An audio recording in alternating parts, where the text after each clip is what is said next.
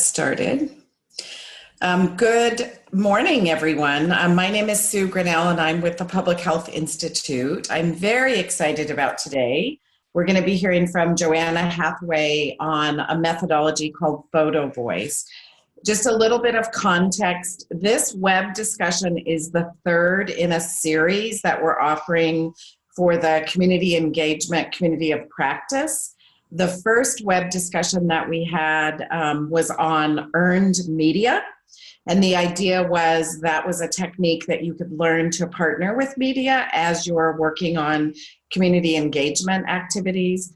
The second web discussion that we had was on asset-based community development.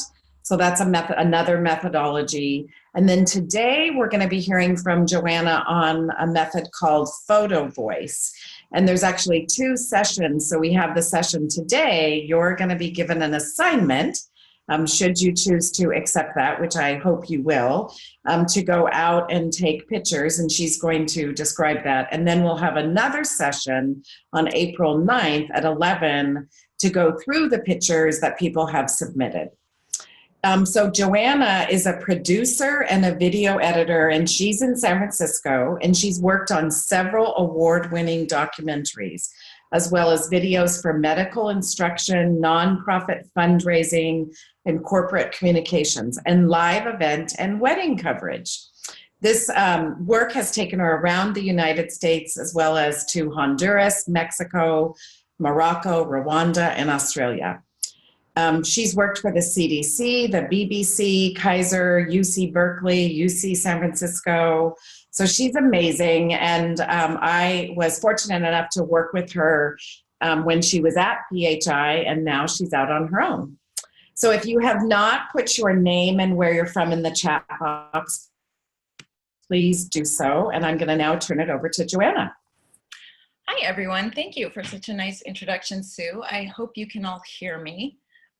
It is really humbling that as I've just been introduced as a video professional, I can't actually get my own camera here on Zoom to work. That seems kind of ridiculous, and especially ridiculous or especially frustrating since I actually brushed my hair and put on lipstick for you all, which, as many people in my life will attest, is highly unusual. I was very excited to see you all. At least I can see some of you, and I'm glad to see you all here. I encourage you throughout this talk to please use the group chat function. I would love to hear from you. My most frequent way of presenting this information has been in a graduate school class. And usually that's a very interactive version of doing this. So for me to talk to a silent audience will feel uncomfortable. So I really, really invite you to use your chat box to speak up. And I know Sue will help me with that. Yeah. And just to continue on a little bit with what she said, I put myself through public health school by being a photographer and a videographer without the thought that I would still be doing that when I was done. I was mostly shooting weddings, paying for school. And as I did that, I learned in school what a lack of imagery and storytelling there was in the public health world and how incredibly powerful it can be. And I think for the most part, over the last decade, we've sort of figured that out in terms of fundraising. We have a really good sense of how powerful a story can be for writing grants, for sort of highlighting a particular issue. It's also really important for community-based participatory research. And that's another thing we'll be talking about, and a place where images can be incredibly valuable and not something necessarily that everyone's immediately aware of. And it's a really good place for Photovoice to fit in. So that'll be one of our themes for today. So I'm going to go ahead and get started with a basic overview of what Photovoice is. And it's really quite simple. It's a way to collect information, visual information about a community from the community participants. And there's two things involved in that. There's the activity of actually collecting that information, sending the community members out into their space, into their area, into their own world, to get that information. And then there's what you do with that visual information once you've got it. And we can make this sort of an academic process and really look into it. And we will do a little bit of that. But at its sort of most basic, I want to reiterate, it's a very, very simple thing. It's people taking pictures of what's around them. So even though we'll look at it a little more deeply, I want you to remember that this is not something that's deeply scientific by nature, and it's something that anyone can do pretty much right away, which is one of the things that is so great about it, and why it works so well. And actually, before I get started any further, I would like to know from you, if you could just let me know in chat, has anyone participated in Photovoice? Have any experience with Photovoice? Have you done it before? If you have, please do let us know via the group chat and tell us a little bit about what that experience was, if you don't mind. And in the meantime, I will keep going. So the basic experience, as I said, is community members collecting photographs of their area. And that experience is giving a voice to community members through their camera and collecting data about the community. And the experience can be exactly what you want it to be, whoever is facilitating that experience.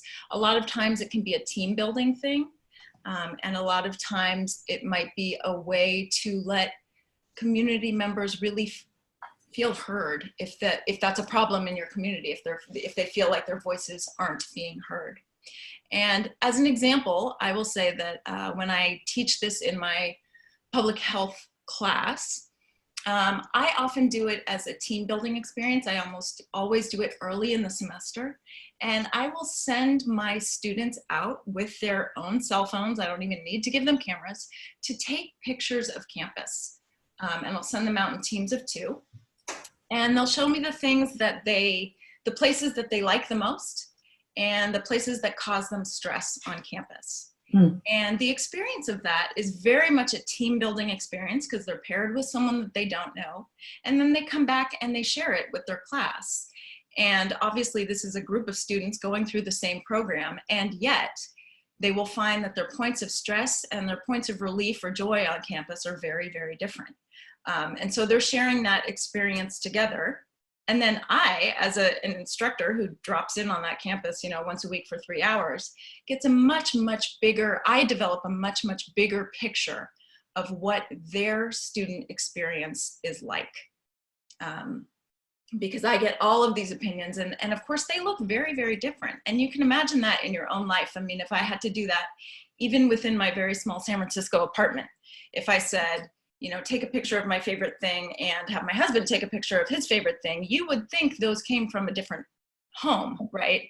I would probably take a picture of my cat in the sun, and he would probably take a picture of the television projector, and they don't look anything the same. And someone looking in on the outside would sort of see a whole bunch of different views of this very actually tiny space.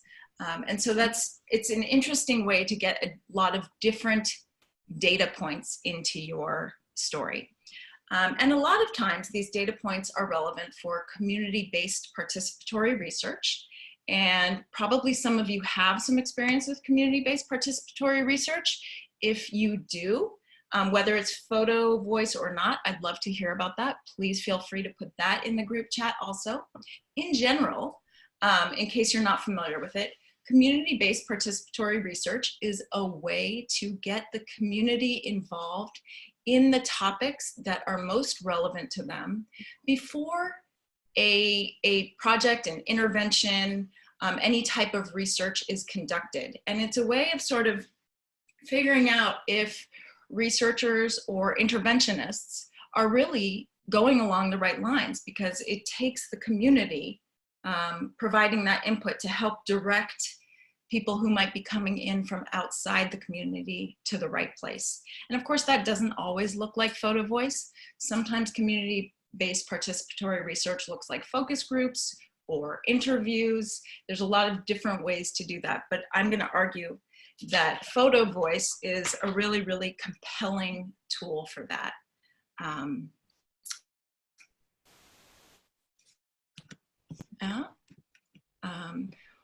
The goals of Photovoice, I've sort of said this in some ways, are to give a voice to those who might not have one. When you're sort of coming into a community and you want to make sure you understand everything that's going on, you want to hear from all of the community members, and this is a nice, really easy way to make that happen. And sometimes these community members are marginalized and might not otherwise have a voice. For those of you who saw the Academy winning film, documentary film called Born into Brothels, that was an Academy Award winning movie that actually started with a Photovoice project. The documentary filmmaker gave cameras to the young women who were in brothels in India to have them start documenting their own experience. And there was no other way for those young women to get their stories out. So it can be incredibly powerful. It also encourages a deeper understanding of the situation that any given community member is in. It helps the community members themselves understand their own context and understand the places that they are coming from, because they are forced to look at something through a different eye, literally through a different lens. And the best way I can sort of describe that is perhaps you've had the experience of having a visitor to your town or a visitor to your neighborhood. And all of a sudden, as you show them things, your own city or your own area feels a little bit different because you're describing it to someone else. And you sort of see things that you haven't seen before. And that's what that deeper understanding can be as participants are showcasing the things they do and don't like about their neighborhoods or whatever their sort of photo assignment is. As they look at it through a camera and start thinking about what they would show, they see a different understanding themselves. And then finally, this particular data that they're collecting can be used to reach and influence policymakers and to create change. So there's the experience of doing it and what you get from that, and also the experience that information can deliver, what changes that information can deliver.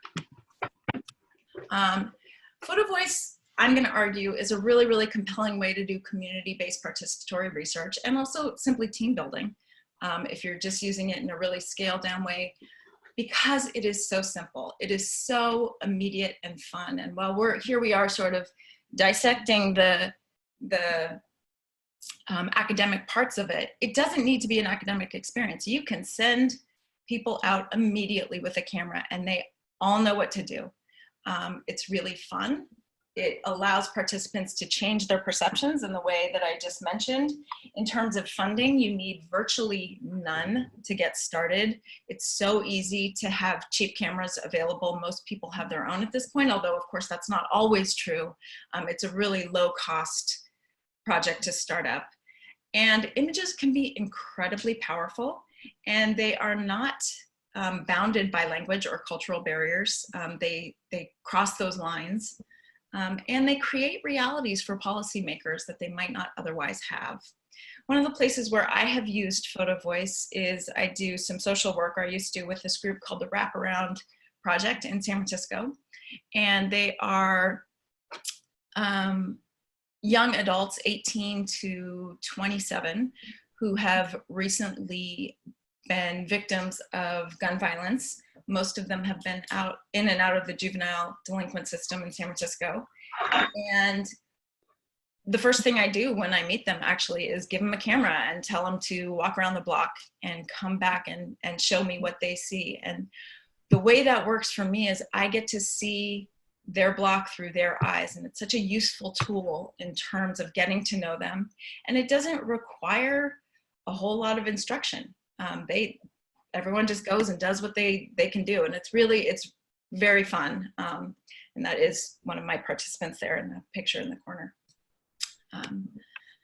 So ease of getting started is really important. There are a few things, of course, you must have. And I'm talking to you right now as if you might be a Photovoice facilitator at some point in your future. And I'm imagining that you are. I will also be talking to you, just so you know, as if you are a Photovoice participant, because as Sue mentioned at the beginning of this, we will be doing a Photovoice project. But assuming you're doing a project of your own, there's a certain very low barriers that you need. One of them is a facilitator since I am the facilitator here, we can be assured that it's a low barrier. You also need to have participating community members. That's you guys for this particular instance. But the people that you need to hear from for some reason or another. And you need cameras. And in some situations, you don't even need cameras, plural, you need one camera, right? This can be done as a group activity. It can also be done in sequence. So really low barriers to entry. And then depending on the project, you might not require more than that. If what you're looking for is to curate a show or put something online or make a presentation to a policymaker, then the project grows in scope a little bit. And you might have to think about that in terms of planning and budgeting. And I wrote printing capacity on my slides there, but really what I should have put was something more along the lines of projecting capacity or getting it out into the public, because there are a lot of ways these images could get out there. And a website is generally the easiest. They might be printed for a display at a meeting. They might go into a PowerPoint for an audience of policymakers. But for many of these, you want to think about the final audience in terms of your planning for the event. And we're going to get into how to use Photovoice. I do want to see if anyone has any questions before I go any further. So if you do, please feel free to either speak up or put yourself into the chat. I would certainly love to hear from you. And it sounds like I'm looking at the chat right now. Deborah has done some of this. Thank you for sharing that, Deborah. If you want to speak up and tell us a little bit about your experience here, I'd love to hear what you learned. And if that is too much pressure, I understand. No, this is Deborah. I'm a little hoarse, but I'll move forward with my experience. So it was for a homeless count in the Watts community, where a group of us were given, or I gave cameras to everyone, and we had to do surveys. So we had to do a survey, and the idea was to try to give a face and voice to the homeless in that community. And we did profiles for everyone who would let us take pictures, and the surveys allowed us to be personal. So you saw that person under a bridge or in front of a business. You saw them for some of their backgrounds. We had vets. So you learned more than just counting them. You learned about them. And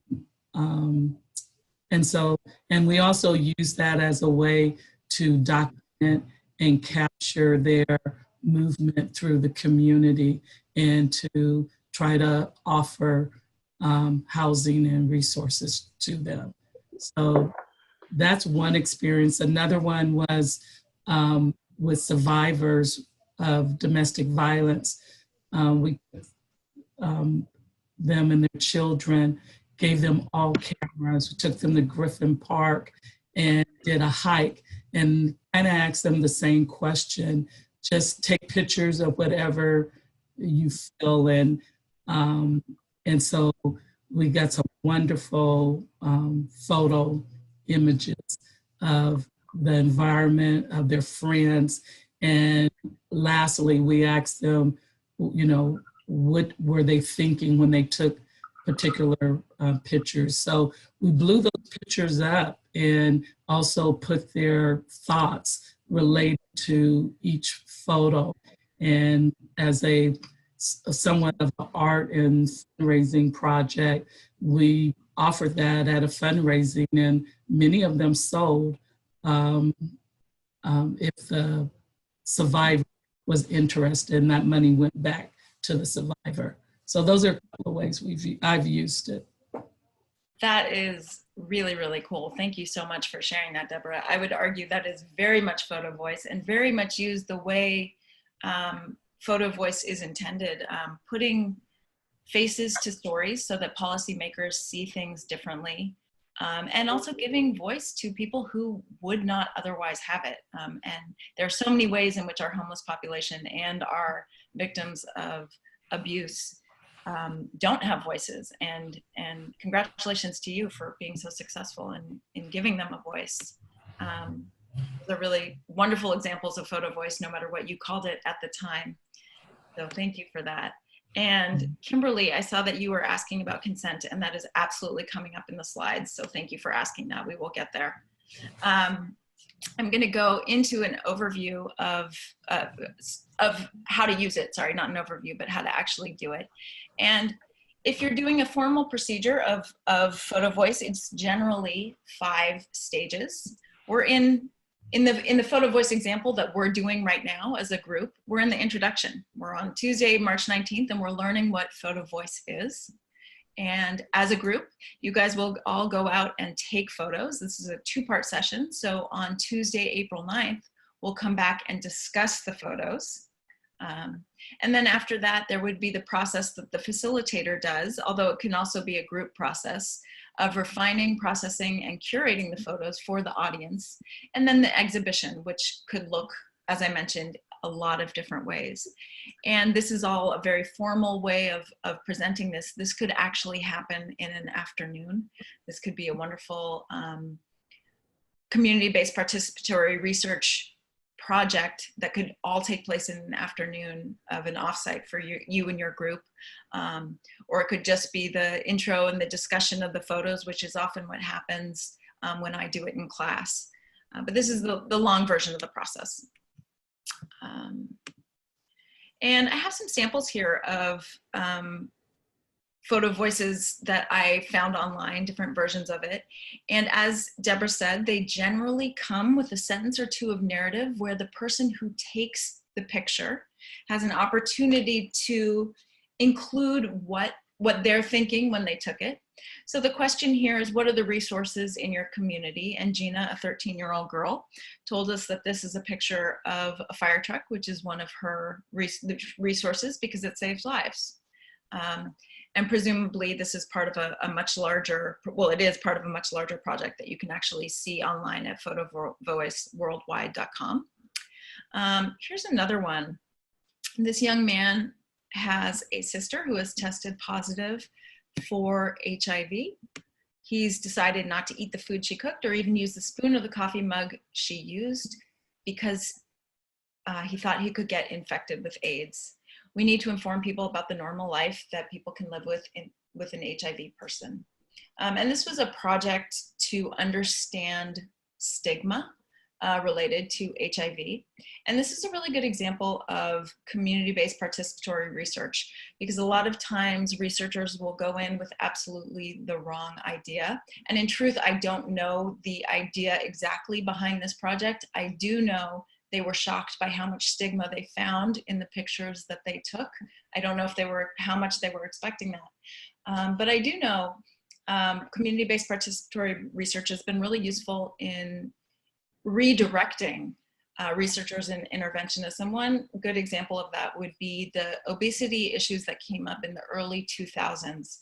A lot of early interventions were all based around education and the idea that if people knew that they were supposed to eat vegetables and not supposed to eat as much fast food, then we would have less of a problem. And with community-based participatory research, which looked a lot of different ways, including Photovoice, we learned that no, people know what they're supposed to eat. It's the issue of having access to it. Do they have time to make food? Do they have grocery stores near them? And so just like with this stigma project here with the HIV, we can use this type of research to guide ourselves before we get too far into a project. And this is a really powerful Photovoice if you get a chance to look at it online. And finally, my thoughts no longer correspond to my action, thus putting things in places that have no meaning, like keys in the freezer. And this is part of a project about victims of brain injury and what their lives look like post-injury. And there's just, to me, I really like that picture. There was a lot of emotion that is conveyed in this sort of very normal looking freezer. And this is someone's experience with that. So that felt very powerful to see that image for me. And Deborah, I wish we had had some, I wish I had known about your project. I would have loved to have put up some pictures of that, but perhaps you wouldn't mind sending us some. And when I send out some resources, we could include those, because it sounds like those would be really, really powerful. I've included on here some other examples of Photovoice. Some are actually videos that are sort of photo montages, and they describe the project. And some are simply collections of images. But Googling Photovoice you will get a lot of examples. And you can even Google Photovoice and any particular topic that you're interested in, and you'll find a lot of information. And this is the question that came up just a moment ago in terms of consent. Thank you for asking that question. There are actually a number of ethical considerations that you have to pay attention to when you're doing this, consent being one of them. There's also protecting your participants, protecting the community, and false light. And I'll just take a moment on each of those. With the question of consent, you do need to ask, am I invading someone's privacy? And that's just a general overarching question. And you want to make sure that you are doing this in a respectful manner. And then beyond that, there are some very specific consent situations that you need to pay attention to. You do need consent if you are taking a picture of someone who is recognizable, anybody, any face, taking a picture of a minor who's under 18, or taking a picture of personal belongings or personal property, particularly if it's identifiable. And in those situations, if you're doing this, you will need to have a consent form. And that is something I can send around. It can be very, very simple. But you will need that signed. And you'll find actually a lot of Photovoice pictures are not always the people, but they're their situations. And sometimes that can be just as powerful. You do not need consent if it's a public figure, an environmental or public setting, or people who can't specifically be identified. Crowds of people, backs of heads, fuzzy sort of large groups where no one's particularly the subject, then you don't need consent. So hopefully that helps. And consent can generally be a pretty basic, easy form. Furthermore, there are a couple other ethical considerations you want to think about. You need to protect the participants. And when I say the participants, I mean the people actually taking the pictures.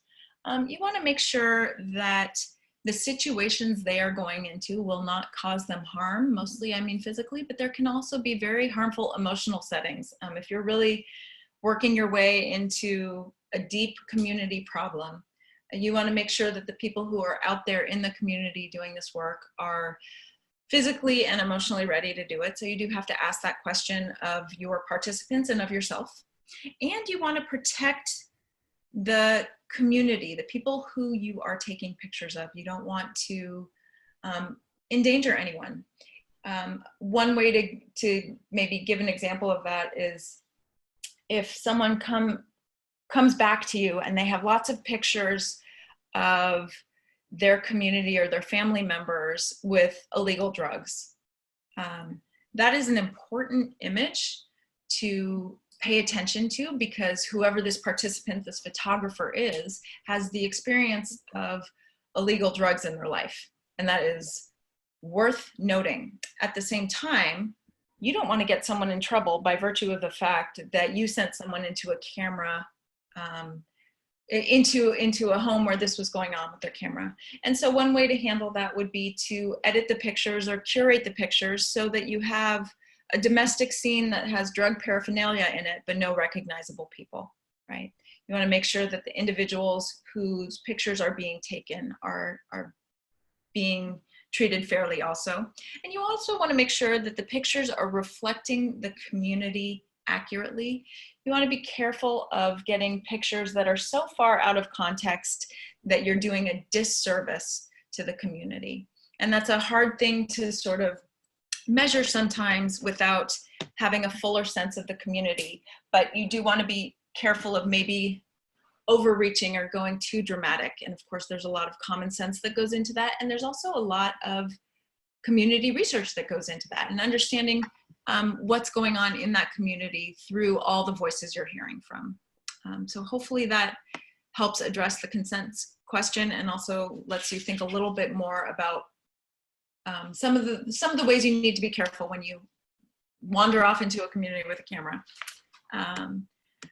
I will stop and ask again if anyone has any questions. If you do, or if you have anything to share, I invite you to speak up. Any thoughts? I have a question. Yeah. Can you hear me okay? I can, thank you. Okay, so this is the dad. I'm in Lewis County, Washington, and I just have a question about when you're getting the consent or getting the participants, do you have some type of liability waiver that you require them to sign? So, you know, I'm thinking specifically if they go out and they want to take a picture of, you know, how bad the traffic is and they get hit by a car, then that could come back on the entity that's doing the Photovoice project. That is such a good question.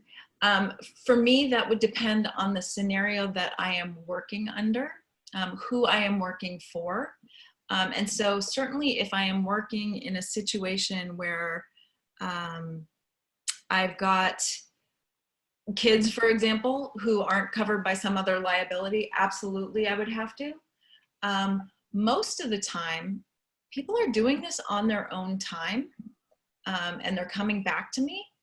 So I haven't needed to cover myself in that way, meaning it's a homework assignment for school or a community assignment for students who are otherwise under the care and protection of a different agency. But it would be crucial that you assess the risk involved and what agency you're working under and if it's covered. Absolutely. It would also be very valuable, I would say crucial, to understand the situations that people might be putting themselves into and how much danger might be there. And Deborah, if you have any insightful words on this from any of the projects you've done, I'm sure we would love to hear it right now. Yeah, it's a good question. I think it's one that we have to wrestle with. I know the one in Watts because we did it early in the morning. And we also did this in partnership with a foundation. So I want to say our consent form did not have any type of liability. And for those who walk the streets, I don't remember if we had one, but I know as part of the organizing team, because we were going out early in the morning, like 4 o'clock in the morning, there were concerns about stray dogs and just some of the street life. And so I can't really speak to the liability. I would just say that we did partner with the local police to let them know that we were in the area that early in the morning, and just to kind of reduce some of our risk. But that's about all I can add. It's one that I feel needs probably, more conversation about. I agree, thank you. And I think it's very wise that you spoke to the police. I think it's also such a situational one. Are people going out in groups? Are they putting themselves into dangerous scenarios? A lot of times, Photovoice looks like people taking pictures of their own homes. So it's not always a risky situation, but making that part of the process, thinking about what you're asking participants to do and how you need to cover yourself and or your organization is a really important consideration. So thank you for phrasing it like that. Joanna, there's a chat, also a really great question. I don't know if you can see it, just about if we tell people that we are mandated reporters ahead of time, because, if you're going into a home, I'm assuming because in that situation was just brought up, I would have a legal obligation to report. And like the situation pertaining to drugs and pictures. Oh, that's really interesting. Yeah, I haven't actually done this with a group of mandated reporters. So yes, that is who asked this question? Thank you so much. Rocio, where are you? I don't know if she's got herself on mute. She's in Napa. That is a wonderful question. Yeah. If you are a mandated reporter. Mm-hmm. Well, and you're walking in, I'm assuming, and seeing something, just then you have that obligation to report, but also then telling them, I think. Right, absolutely. And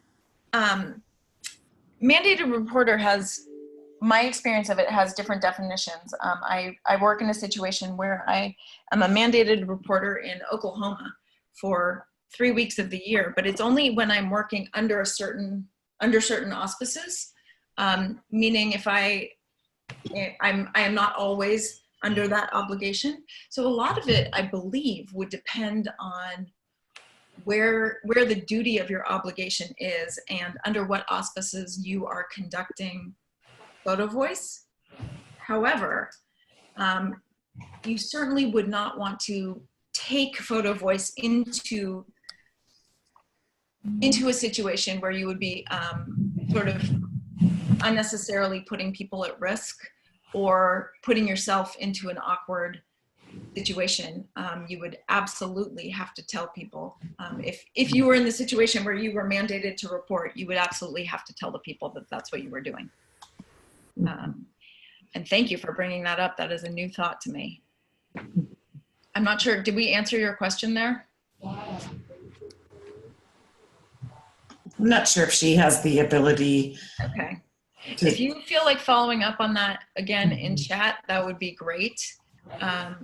Particularly with regards to when you are and aren't a mandated reporter, if that's an always responsibility for you, that would change your Photovoice experience quite a bit, I'm sure.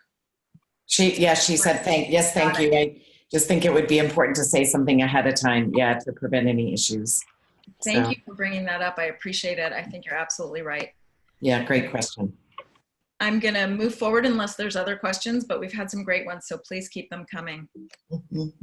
I'm going to talk about our own Photovoice and our own sort of experience of Photovoice as a group, and what we're going to do here. And the theme we had talked about ourselves was doing a community asset building project, which I know is a theme of a lot of the work that you're doing all together. And so the themes we had thought about in terms of going out into your own communities and taking some pictures would be to showcase a strength of your community, what makes your community feel like it's yours, what do you love about your community, what health assets does your community offer, and what makes your community unique. And when I read these questions, I'm not saying go take a picture of each of these things. I'm saying think about your community, your personal community, and think about all of these things here and think about the images that come up for you. What images answer these questions? For me, personally, I live in San Francisco, and I could answer all of these questions in Golden Gate Park. For me, there's so much that goes on there, and I could spend an afternoon easily. I could probably spend a month answering these questions, taking pictures in Golden Gate Park. And so the idea here is not sort of to come up with a literal answer to each of these, but to think about the places, the assets, they might be people, they might be events that create positive imagery for you in terms of your own community. And I just want you to know that was the theme that we had come up with, Sue and Dana and I, but that is also not something you need to do if there are thoughts from the group about other images or other themes that you would like to tackle. And so if you have other ideas here, here's an opportunity to write in on the chat if there's something else you would like to be expressing, either with the group if you want to change the theme, or for yourself. Feel free to step in there. But otherwise, that's what we'll be asking you to take pictures of. And some tips for thinking about doing that would be to select a few locations or themes that address that topic, as I just said, and go out and do it. Take some pictures. Take as many as feel right. In fact, we often say shoot, shoot, overshoot. In the world of digital photography, that's a really, really easy thing to do. And then when we actually submit the pictures, you'll have the opportunity first, you'll go through all of your pictures and pick 2 to 4 that you want to show the group, and write a description for each one, just a few sentences, about why this picture answers those questions for you. What about this picture is important to you? So that will be the assignment that we're talking about. And we'll want these pictures submit to me by April 5th, and we'll review them on April 9th. And we'll have in that Zoom meeting,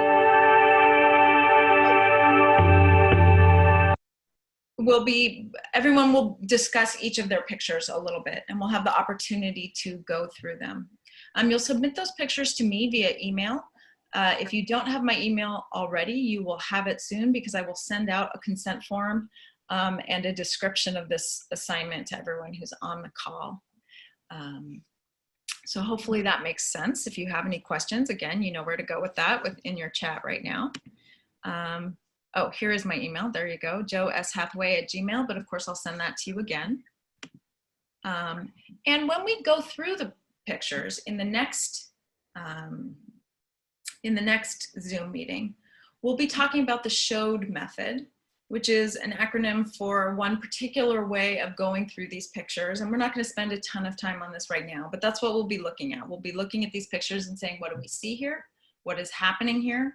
How does this relate to our lives? Why does it exist? And what can we do about it? And that's sort of, we want to make sure that these pictures tell a story, and those are the things that we'll be looking for.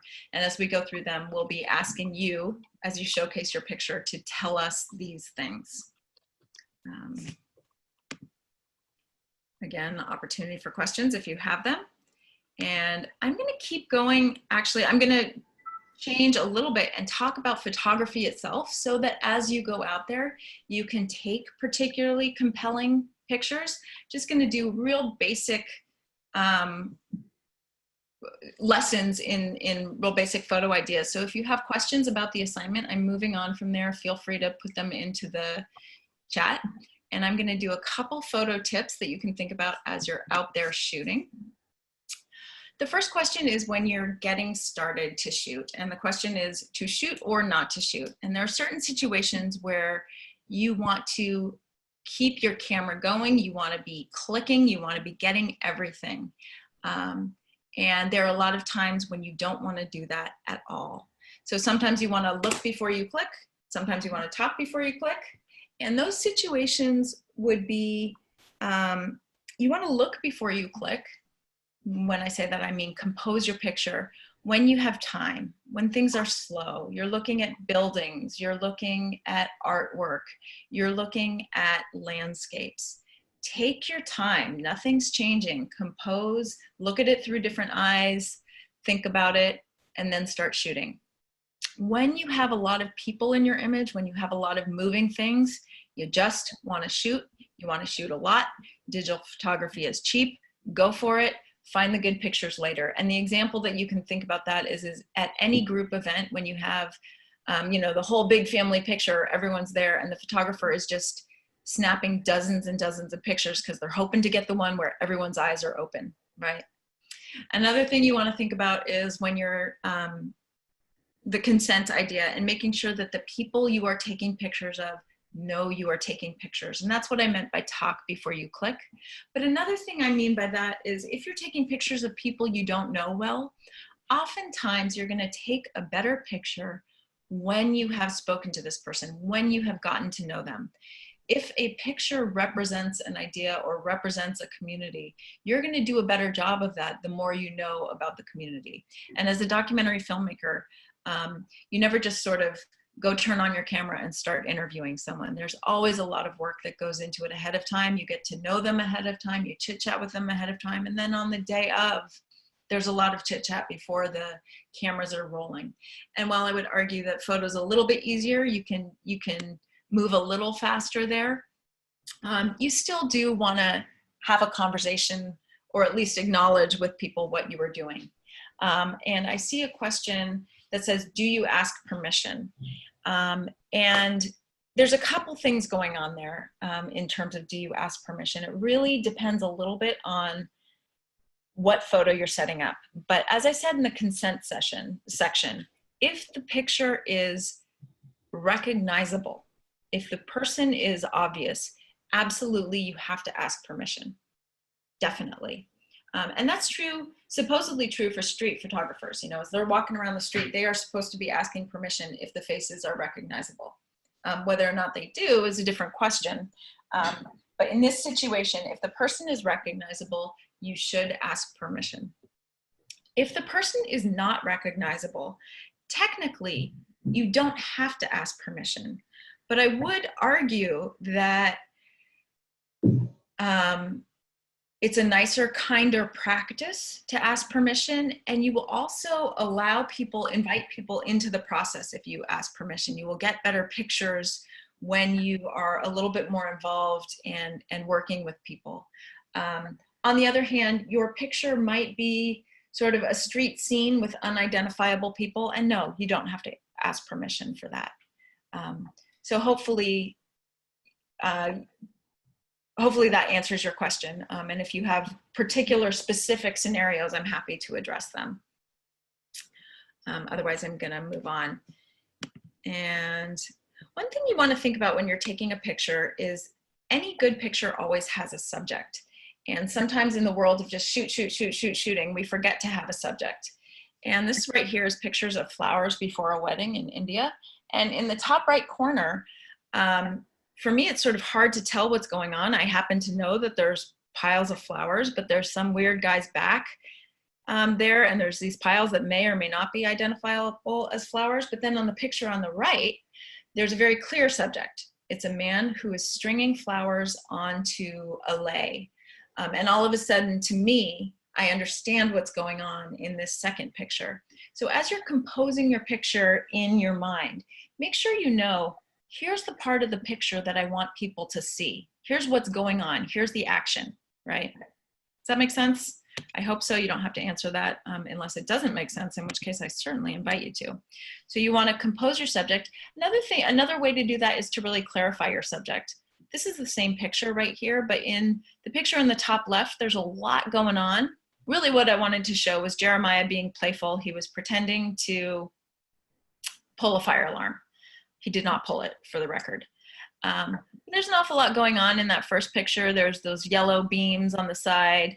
And so by making sure that he is taking over most of the frame, I really know what's going on there. So one way to clarify your subject through composition is to get some of the clutter out of the frame and really think about this right here is what I'm taking a picture of.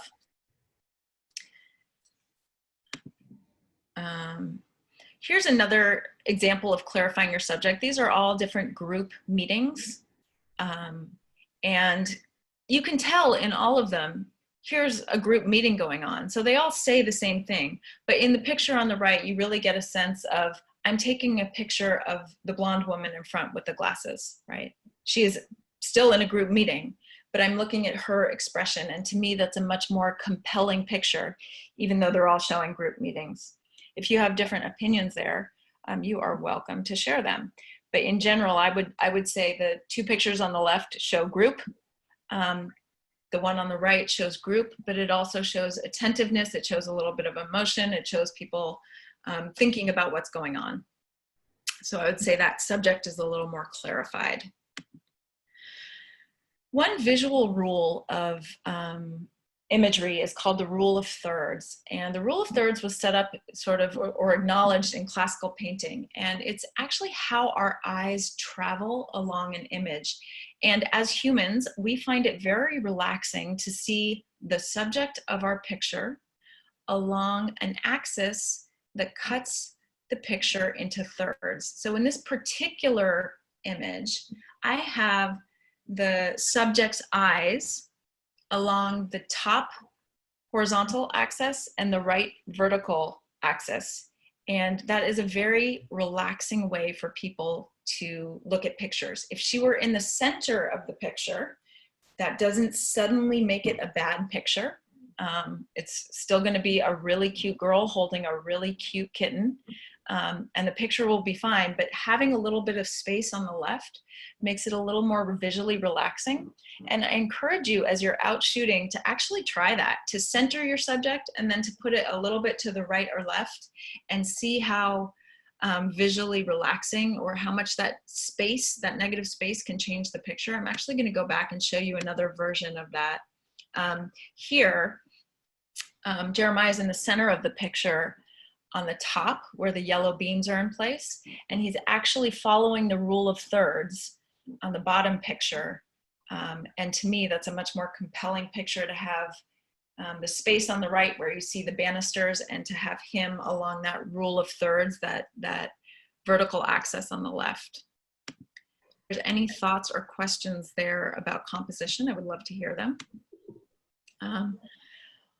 Using light can be really, really intimidating. You could take, years of photography classes, years of video classes to learn how to use light. And that is absolutely not the point of this. Most cameras nowadays are going to take care of a lot of it for you. But one thing you want to think about is, by moving your own person a little bit, you're going to get a much better picture of your subject. By moving your own person, being willing to put your subject in the best light can be really, really a powerful tool just to get a much better picture right away. So in a studio, we talk about 3 different lights. Your key light is your main light. It's the main light that shines on your subject. In the real world, the key light is just the sunshine, right? It's the main light that's going on your subject, or maybe if you're indoors, it's the light that's overhead. And that's your key light. That's the main light. No big deal. In a studio, your fill is the light that comes in from the other side to balance the key light. Meaning, if the sun is coming right at you on the right-hand side of your face, or your key light, you're going to want a light on the other side to make it not so uneven, so you don't have sort of a dramatic light. And then the rim might be a light from behind. And in natural light, you're almost never going to get a rim, but you can mimic a key and a fill just using the sunshine. And the way you want to think about that is, wherever you are, have your main light, whether it's the sunshine or the light in your office building, house, room, hit the subject gently from the side. When I say gently, I mean at an angle from the side. So it's not coming in at 90 degrees, it's about 45 degrees on the side. And an example of that right there is this picture on screen right now, where the sun isn't coming in, the sun is coming in on her face as her face is coming to the side. And she's otherwise basically sitting in the dark, as you can tell from the woman behind her with her child. But she got the light getting her at a 45-degree angle on the face. If you have choice in when you get to go out and take pictures, going a little bit before sunset is called the golden hour, because the quality of light there is coming in at a really nice angle, and it's low, and it tends to be an orangish light that is very, very beautiful. We don't all have the opportunity to go shoot pictures at 6 p.m. or whenever that is, whenever sunlight is. But if you do have if you get to schedule this in your day, that's the time to go do it. It's going to be the time where it's easiest to get that sun at the right angle to mimic a studio light.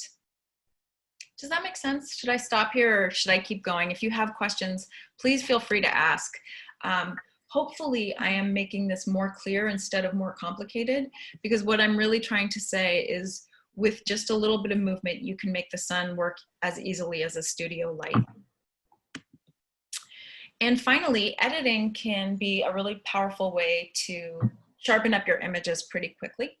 And we'll just go over a couple of things you can do, which I'm sure all of you have a little bit of experience with, but there's a lot of power in cropping your image. It can really help you focus in on what the subject is. The subject of my image here is the couple on the motorcycle. And by cropping the image and filling the space with the building facade behind them, I really bring them into a little bit more prominence. And notice again, they're sitting on that rule of thirds. So sometimes you look at your pictures and you say, there's nothing here. But instead, in that moment, when you feel like there's nothing there, if you think, what was I actually looking for when I did this? What was I trying to shoot when I did this? And if you can crop to that picture or crop so that the picture is on the rule of thirds, you might find yourself suddenly with a powerful image. I think the one on the right is much better than the one on the left. Another way this is an example of the picture on top.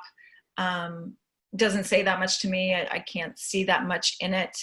And the picture on bottom is a little bit more compelling. Unfortunately, there was supposed to be a picture on the right where it was cropped even further, and you just saw the drugstore and the people crossing the street. And as soon as I had eliminated the car mess, the picture became even more visual than that. And I'm sorry I left that picture off. Exposure can make a big difference too. The small picture here was a little bit too dark. All I did was bring up the light, which most cameras now and most video, most applications will do for you. You can just boost the light a little bit, and what you might not have thought was a great picture before can suddenly become a much more powerful image.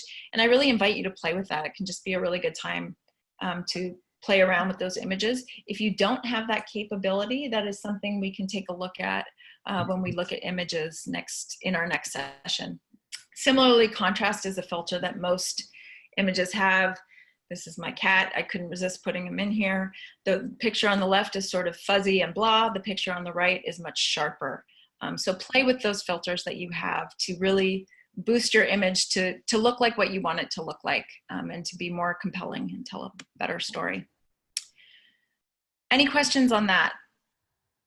Any thoughts on photography that you want to share? Okay, I'm going to go back to reviewing the assignment that we have come up with as a group. What we are talking about doing is for each person to shoot some pictures that address the question, what makes the community feel like it's yours? What do you love about it? What health assets does your community offer, and what makes it unique? The idea here is you go out and shoot a lot and choose 2 to 4 pictures to submit to the group. When you submit those pictures, you'll submit them with a narrative description. That's not something that you need to labor over. It doesn't need to be poetic and beautiful. It should be, tell us what's going on here. Why do you feel this way? Why was this the image you wanted to take? You're going to send those pictures in to me by April 5th. And then on April 9th in this call, we'll have an opportunity to look at each other's, discuss each other's, and sort of come up with a larger theme and sort of curate our own display here. Any questions about the assignment, about our activity that we're going to be doing? Any thoughts? Anyone interested in doing a different assignment for themselves, which you would be absolutely welcome to do? I personally work better when I'm given an assignment, a question to answer, but if there's something that you would like to come up with yourself, you are absolutely invited to. Just let us know that that's what you're doing. Joanna, can I just add, I think because of this particular series of web discussions is being done under the community of practice, part of community of practice is what you're learning together. So I just want to reiterate, like for some, this may seem uncomfortable, to go out and do it, but this is how we learn. And so I think, part of it is, here you're hearing this. go out and actually do it and then come back. I think we will all learn from that. And that's kind of just under kind of this community of practice work. So I just wanted to reiterate that. Thank you for saying that, Sue. And I would like to add on to that or ask, is there anyone for whom this feels really uncomfortable? And are there ways we could address that for you or help address that for you?